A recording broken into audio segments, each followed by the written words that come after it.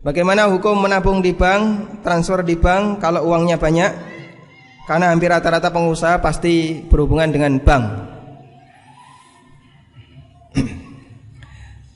Para ulama telah menyebutkan hukum di bank. Dan kita ketika, atau hukum menabung di bank, kita ketika memiliki rekening di bank, itu latar belakangnya beda-beda Pak ya. Ada yang dia punya rekening cuman untuk ya biar kelihatan punya rekening, gaya-gayaan ya, meskipun nggak pernah ada uang yang masuk. Ada yang dia punya rekening biar punya ATM. Ada yang dia punya rekening untuk transfer. Kalau pakai wesel zaman sekarang susah. Ada yang untuk nyimpen. Ini kalau ditaruh di bawah bantal bahaya ya. Nanti ndak dioroti bojone. Maka ditaruh di bank. Dan macam-macam niat mereka. Termasuk ada juga yang nyimpan uang di bank dengan tujuan apa? Untuk dikembangkan, untuk investasi. Semua ini ulama memberikan hukum yang beda. Dan perlu kita tahu, tidak semua transaksi di bank itu haram. Transaksi di bank yang halal masih sangat banyak. Transfer itu halal atau haram? Halal atau haram? Halal ya. Mau pakai Western Union, mau pakai Wesel, mau pakai lewat bank, sah-sah saja. Itu kan cuma fasilitas. Ada unsur ribanya enggak? Ada enggak? Enggak ada. Kalau kita bayar boleh enggak? Itu hak dia, wong dia apa? Yang punya fasilitas. Kalau mau pakai fasilitas saya bayar. Baik. Sehingga kasus ini halal saja. Orang melakukan transfer melalui bank. Termasuk juga ada orang yang dia sewa deposit box. SDB, safe deposit box di bank. Orang yang mau naruh emasnya biar aman, naruh simpanannya biar aman, ditaruh di deposit box dengan harga sesuai dengan volume. Boleh atau tidak? Sama dengan Anda sewa rumah, Anda sewa mobil kan gitu ya. Di situ transaksinya hanya sewa menyewa. Termasuk juga ketika Anda hanya sebatas nitip duit, boleh atau tidak? Boleh atau tidak? Boleh. Kan nitip duit. Nah, kemudian yang ketiga ini ulama membahasnya begini. Masalahnya duit kalau sudah jatuh di tangan bank dipakai apa? Dipakai untuk diputar sama bank. Diputar sama bank. Akad kita dengan bank itu apa, Pak? Wadiah. Wadiah itu titip. Bapak Ibu kalau dititipi duit dari orang lain, ini duit saya titipkan ke Anda, saya mau pergi. Terus Anda menerima, iya silahkan ditaruh. Boleh nggak dipakai? Boleh nggak dipakai? Kenapa nggak boleh? Duit orang kok dipakai ya? Padahal dia cuman titip. Beda kalau dia bilang ini duit dari saya, silakan pakai modal untuk usaha. Boleh dipakai ya? Kalau misalnya Anda ketika naruh uang itu di bank, saya titipkan ini dengan akad wadiah. Wadiah artinya titip. Saya titipkan uang ini kepada Anda dengan akad wadiah. Aslinya boleh nggak dipakai? Boleh nggak? Kalau itu dipakai bagaimana? Nggak amanah ya. Oh, ini duit orang kok dipakai. Duit orang dipakai kan nggak boleh. Nggak amanah ini ya.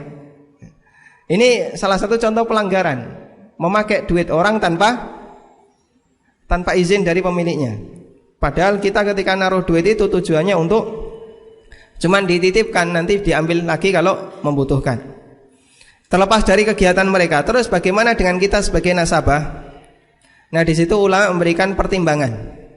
Kalau ada madarat besar pada saat kita menaruh uang di rumah. Kalau naruh uang di rumah, wah bisa bahaya.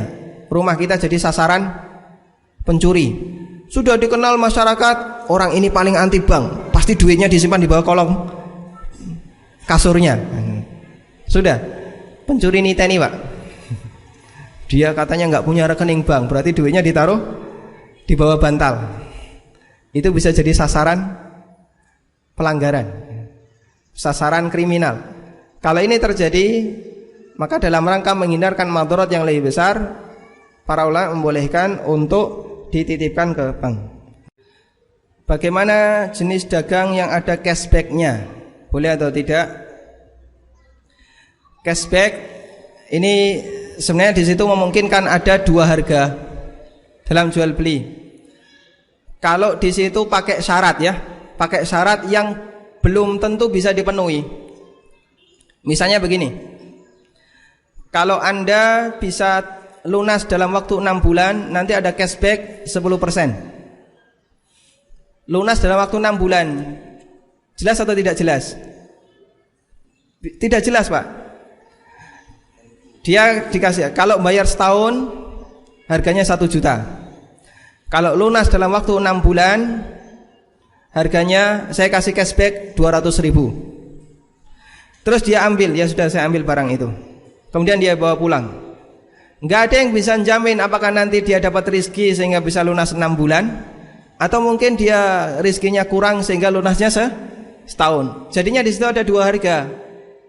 Bisa jadi 800 karena ada cashback 200, atau bisa jadi 1 juta ketika dia bayar sampai lebih dari 6 bulan. Dan di sini yang dimaksud dengan dua jual beli dalam satu jual beli. Nah, Rasulullah sallallahu alaihi wasallam an bai'atin fi bai'atin. Nabi sallallahu alaihi wasallam melarang dua jual beli dalam satu jual beli. Ini diantara bentuknya adalah jual beli yang tidak jelas harganya.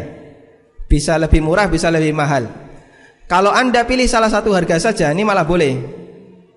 Kalau 6 bulan 800, 1 tahun 1 juta, terus Anda pilih, pokoknya saya pilih yang 1 tahun 1 juta, nggak apa-apa.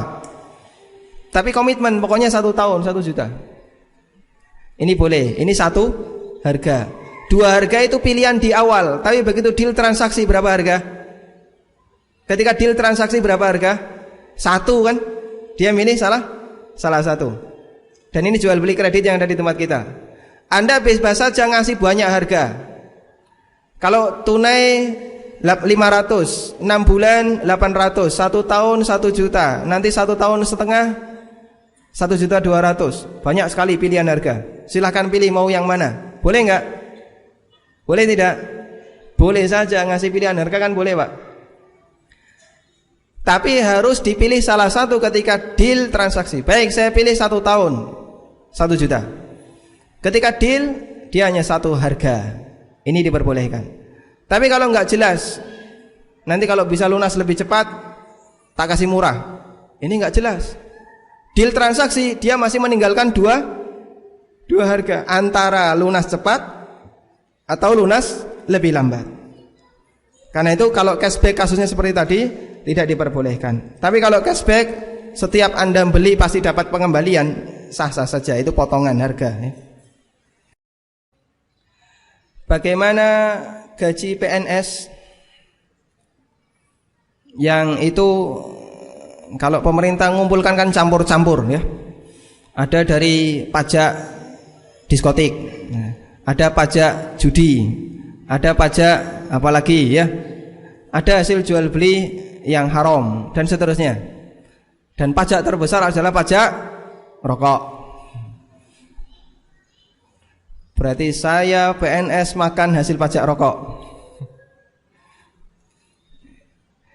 Ini kebetulan PNS-nya ada di Kediri. Baik.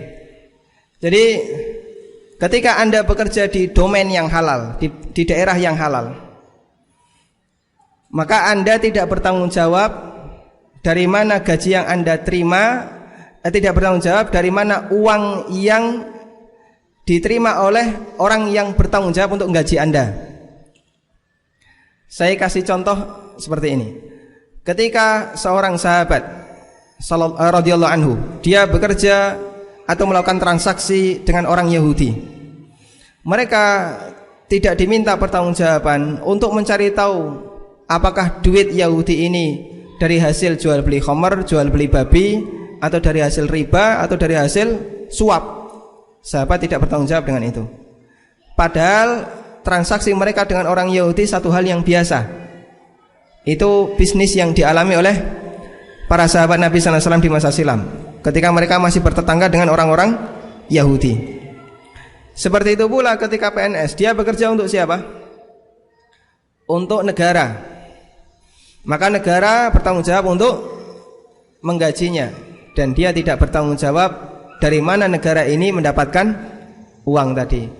Yang penting hubungan dia dengan negara sah dan legal, dan disitulah yang menjadi pertanggungjawabannya. Kalau pekerjaan dia di unit yang halal, penghasilannya mubah. Tapi kalau pekerjaan dia di unit yang terlarang, penghasilannya terlarang. Wallahu a'lam.